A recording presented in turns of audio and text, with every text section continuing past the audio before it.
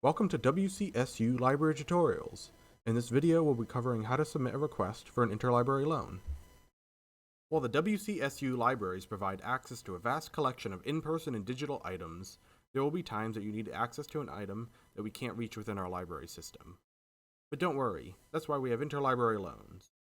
Interlibrary loans, or ILLs for short, allow us to request copies of items from other library systems that have access to them.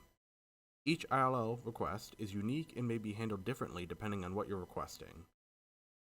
Now let's take a look at an example of a situation where you'd need to submit an interlibrary loan request. Here's a record that I found when searching a database for scholarly articles on cosplay. As you can see, all of the information on the article is here. This includes an abstract, a concise summary that reports the aims and outcomes of this piece of research. After examining the information, I know for certain that this is an article that I need access to, but when I go to view the PDF or HTML of the whole article, there's no way to do so. That's because our library doesn't have access to this journal, so instead we'll place an interlibrary loan request for this article. To do so, click where it says Check Journal Finder for full text.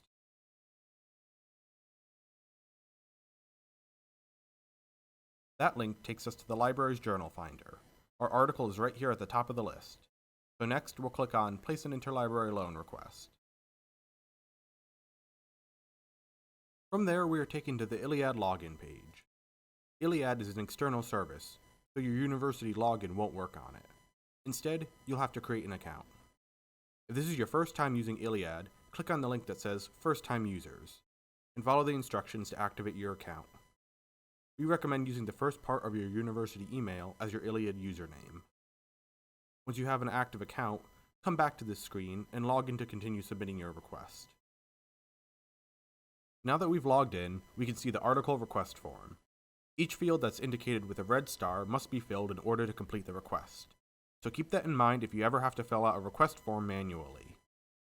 Looking over the fields, we can also see that ILLiad autofilled some of this information for us. It's always important to double check what ILLiad autofills. Here, for example, the program failed to include the ending page of the article.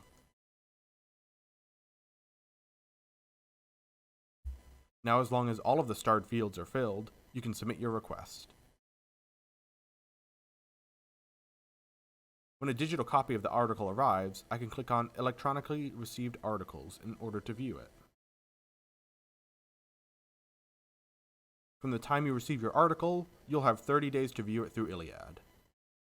If the item you request cannot be delivered digitally, such as a physical book that needs to be mailed to our library, you can check the status of the delivery on the Checked Out Items tab.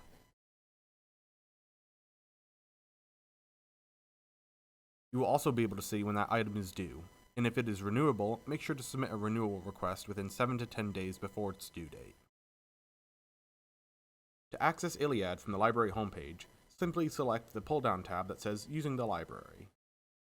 Then select Interlibrary Loan. From this page, you can sign in right here. On this page, you can also find the Interlibrary Loan FAQ for any additional questions that you might have. If you have any questions about interlibrary loans or need help with your search for information, reach out to us by following the links here at the end of the video or the ones down in the description. Thanks for watching this tutorial.